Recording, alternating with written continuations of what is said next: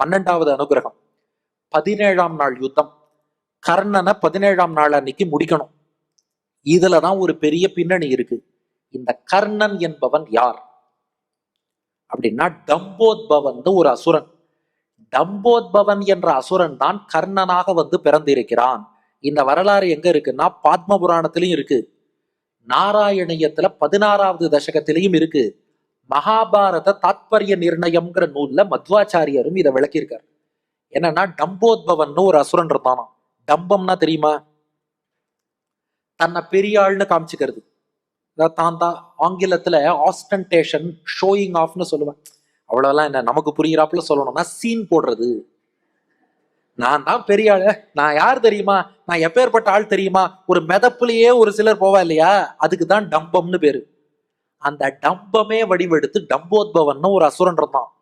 அவன் பிரம்மாவை குறித்து தவம் புரிந்து பிரம்மாட்டேந்து 1000 கவச்சங்கள் வாங்கிட்டானான். உடம்ப ப்ரொடெக்ட் பண்றா இல்லையா கவச்சம், ஷீல்டு, 1000 கவச்சம் வாங்கியிருக்கான். அதனால அவனுக்கு சகஸ்ர கவச்சன் அப்படின்னு ஒரு பேரு. அந்த 1000 கவச்சம் இருக்கே, அதுல ஒரு கவச்சத்தை உடைக்கணும்னா அதுக்கு 12 வருஷம் தபஸ் பண்ணிருக்கணுமா. அப்ப 1000 உடைக்க 12,000 வருஷம் தபஸ் பண்ணணும். இவன் என்ன பண்ணா, 1000 கவச்சத்தை வச்சுட்டு யாரோடையாவது சண்டை போடலான்னு பார்த்தான்.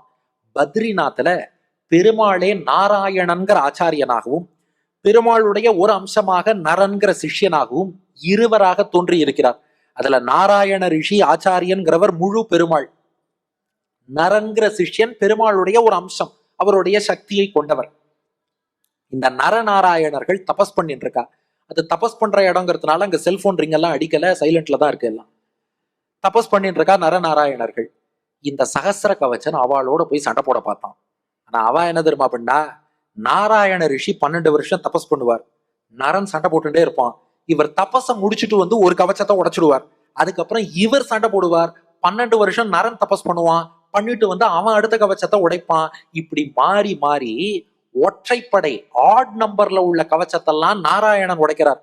ரெட்டப்படை ஈவன் நம்பர் கவச்சத்தை எல்லாம் நரன் உடைக்கிறான். இப்படி 1, 3, 5, 7 எல்லாம் நாராயணன், 2, 4, 6, 8 எல்லாம் நரன். ஒருத்தர் தபஸ், இன்னொருத்தர் சண்டை, அதுக்கப்புறம் இவர் சண்டை, அவர் தபஸ், மாறி மாறி உடைச்சுட்டா 999 கவச்சம் போச்சு.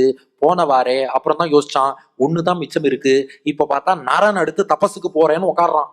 பார்த்தான், இதுக்கு மேல நாம இருந்தோம்னா இருக்கிற கவச்சத்தையும் உடைச்சு ஆளை கொண்டுடுவான்னு சொல்லிட்டு புறமுதுகிட்டு பயந்து ஓடிவிட்டான்.